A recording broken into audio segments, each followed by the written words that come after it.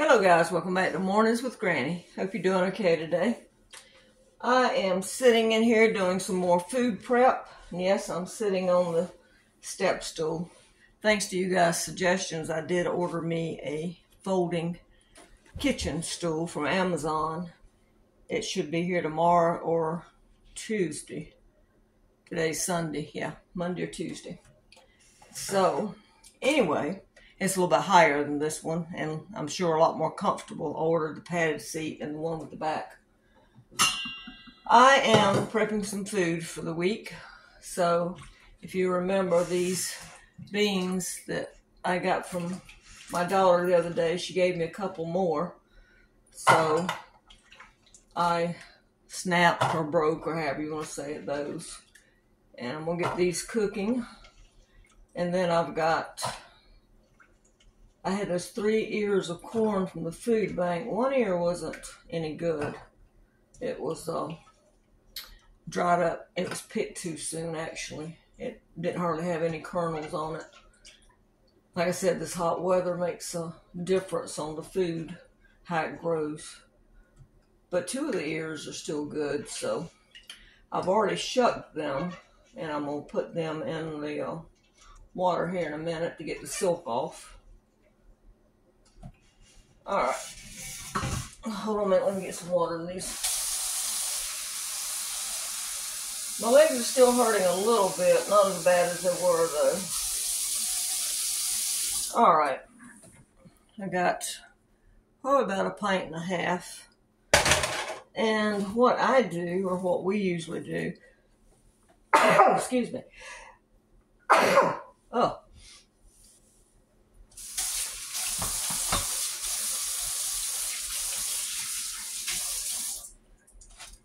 Allergies. What we usually do is put salt and pepper. Some people put a little touch of sugar. Some people put onions in the green beans. And we use bacon fat that we've had left over. Now, I don't strain my bacon fat. A lot of people do. But I want the little bits of bacon in it. So, and I keep it in the freezer. And I just take a fork and push off what I think I need. You can always put a little bit in, and then once they cook for a while, taste it and see.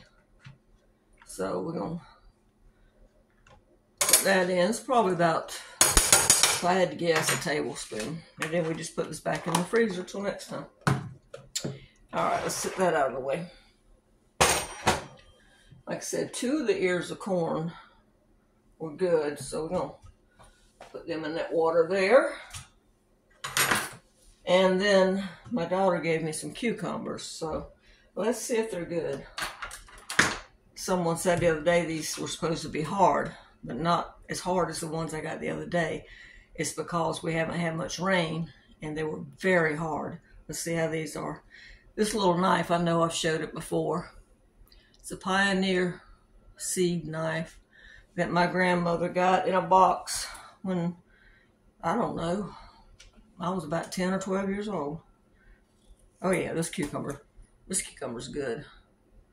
So we're going to peel a couple and see. I don't want to peel them all at one time. She gave me probably about 8.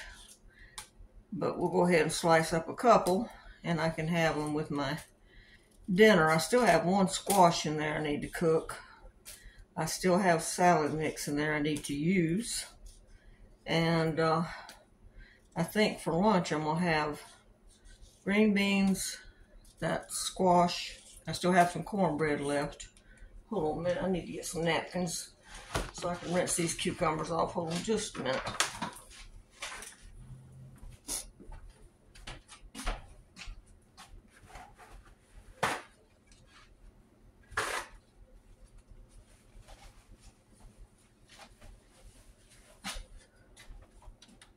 Okay, I'm back. Lay these down here.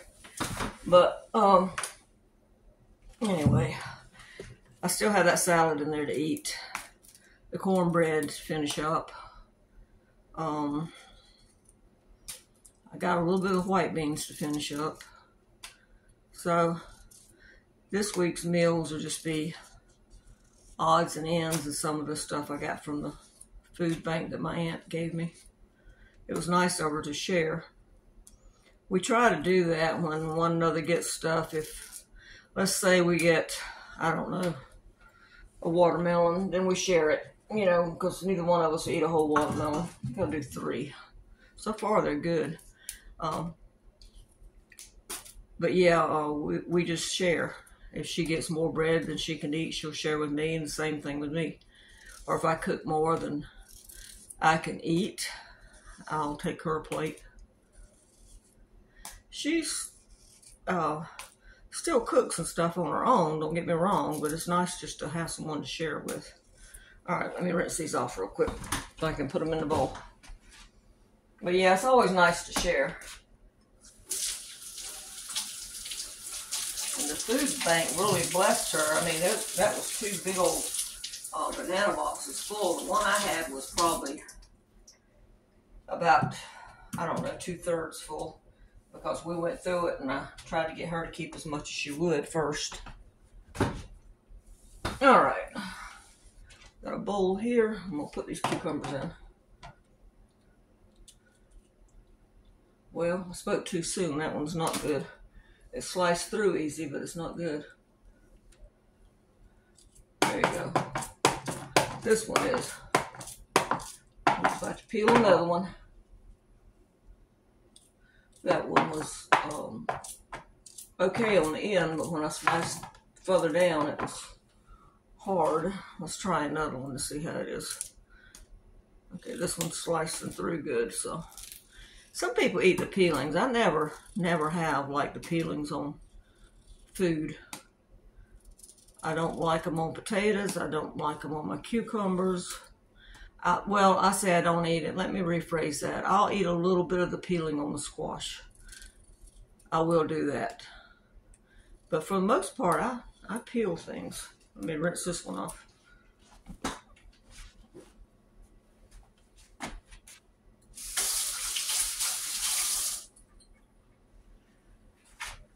And I still have, let's see, 3 there, 4, 5, 6, 7. So I still have a good bit of cucumbers. And I'm checking a garden for somebody, so I'm sure I'll get some more out of that too. Hopefully it'll rain again today. They're calling for rain again today, so hopefully it will. All right, that's the cucumbers. The corn is in the water. And I went and looked in the freezer last night to see what I had. And I had a London broil roast. So I cut it up into chunks because you know London broil is a tough cut of meat. So I cut it up into about 1-inch cubes, and I'm going to saute that in my Dutch oven. I had some beef broth in the freezer, and I'm going to add that. And remember those onions I cut up my daughter gave me? I'm going to add that.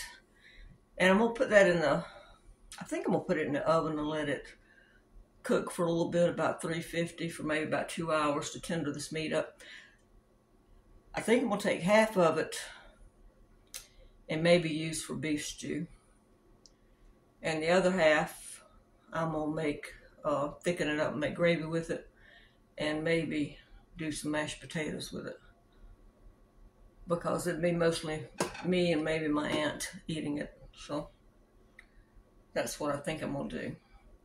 But I'm going to move you back so you can see me start to saute this meat. I won't leave the camera on the whole time because it gets too noisy, and I really need to cut the fan on when the grease is popping.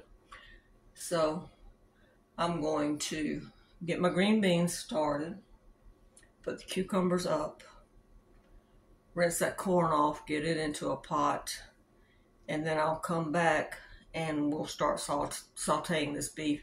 And always take your meat out and let it come to room temperature. They say it cooks more evenly and more tender when you do that. So I've had this sitting out probably about 45 minutes. All right, I'll be back. All right, guys, I got the beans on. I got the corn in. I had 3 ears of corn. I broke one in half and the end off the other one because it didn't look that good. And then I got my beans going right there. It's going to take probably about an hour and a half on those beans. I got my Dutch oven here. I'm going to get it heated up.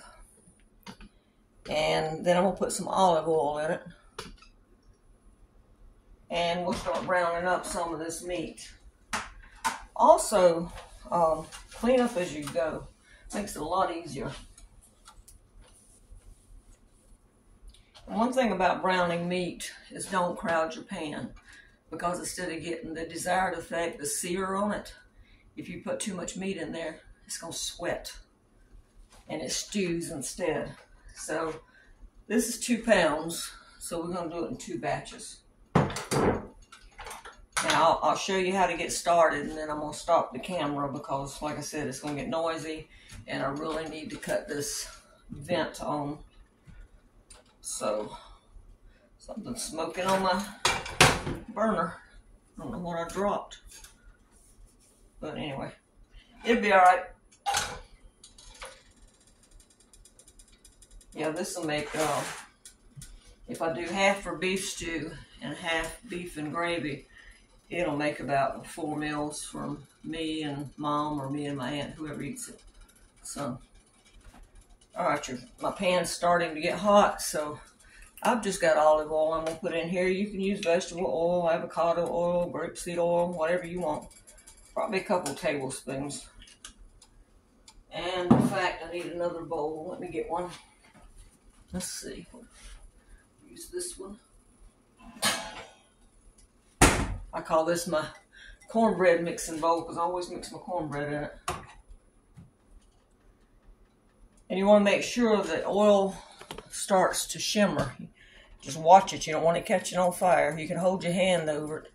It's just starting to get warm. And once it gets to the point you want it, it's going to start to shimmer. You don't want it too cold because the meat will wind up sticking to the pan. You don't want it too hot because you can start a fire. So we're just kind of keeping an eye on it. And you can also just drop a test piece down in there if you want to. We'll just put a piece in it. Let's see.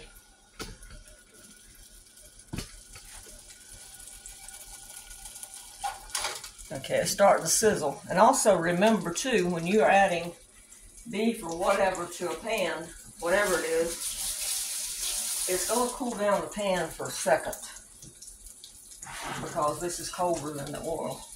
So, let's see if I can get you down a little bit lower. It's hard when you don't have one of those gooseneck things to show you how to do stuff in here. So, I'm just going to drop some in. Like I said, about half of this. And we'll get a sear on it. That's enough. So, just about 2/3 of the pan covered. We'll get a sear on that, and then we'll take it out and we'll add the rest. And if we need any more oil, we'll add some more oil. But I'll show you how to get it started anyway. And just kind of make sure you kind of spread it out so it's cooking across the bottom of the pan. You don't want it bunched up. Let me pull you back up here where I can talk to you. Yeah, the green beans, like I said, they're going to take about an hour and a half because we like them really tender. And the corn, I'll probably cook it for about 15-20 minutes and then check it. And the beef stew,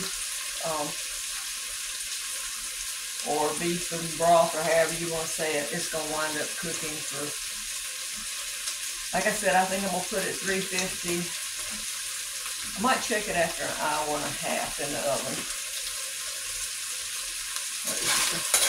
And one way, and I don't have any, but one way to get some more color to this is once you brown all this, before you put your broth in, put about a heaping tablespoon of tomato paste in there and stir it around. It gives it a little bit more color and depth of flavor.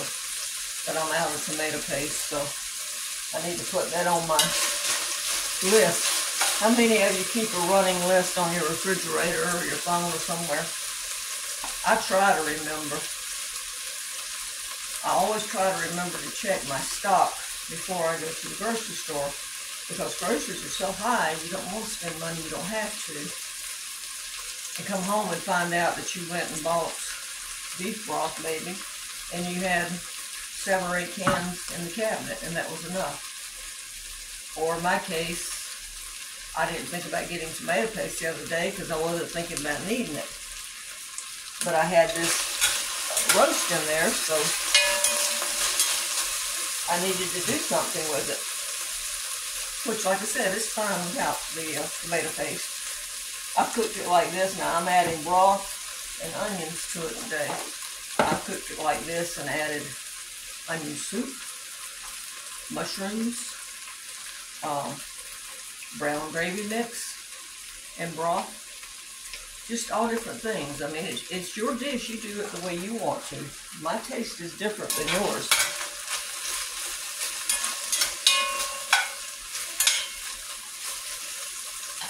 Turn this up just a notch. Alright, I'm getting ready. I started saying I'm fixing to. Getting ready to take this out. So, I'm going to turn this camera off for a minute so I can turn the fan on, and I'll come back. Alright guys, just about through browning the second half. Can you see? There you go. I'm going to turn it up just a little bit to get a little bit more brown on it. I'm going to put the beef I had already cooked in there. You want it to get just a little bit of crust on the bottom before I add this broth on here. I'm trying to scoot down so I keep moving the camera up and down. Here, let me get my stool.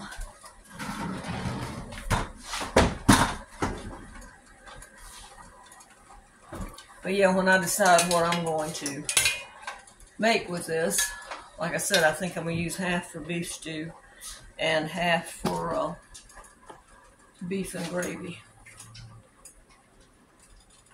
And another thing, when you're cooking, can you see that? Always make sure you got the pot handles turned away from you. And also always open the lids away from you because of the steam.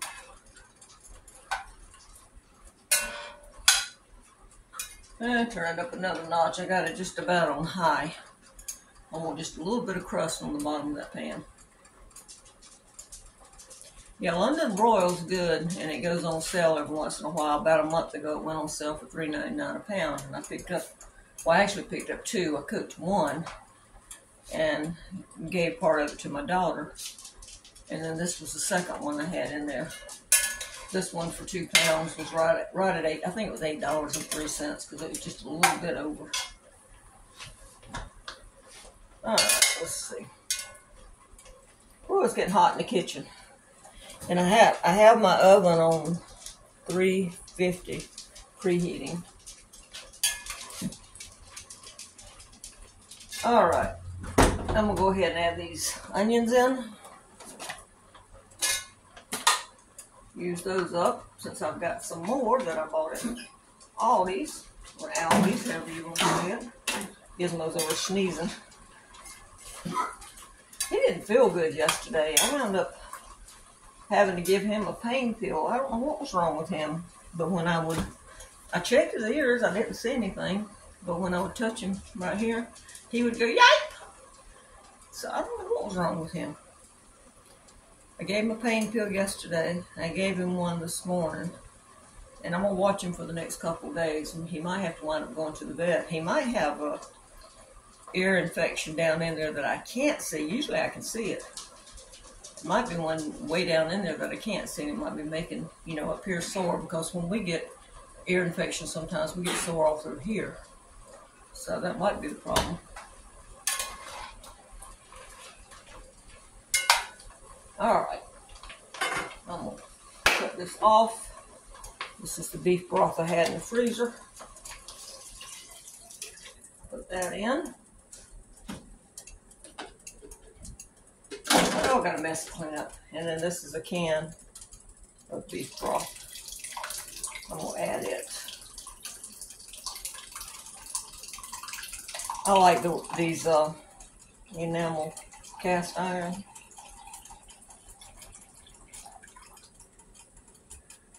Alrighty, that's that. Now I just gotta clean up my mess.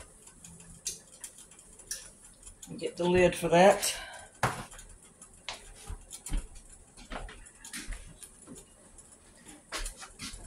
This cast iron pan has a lid that you can use for a skillet. So,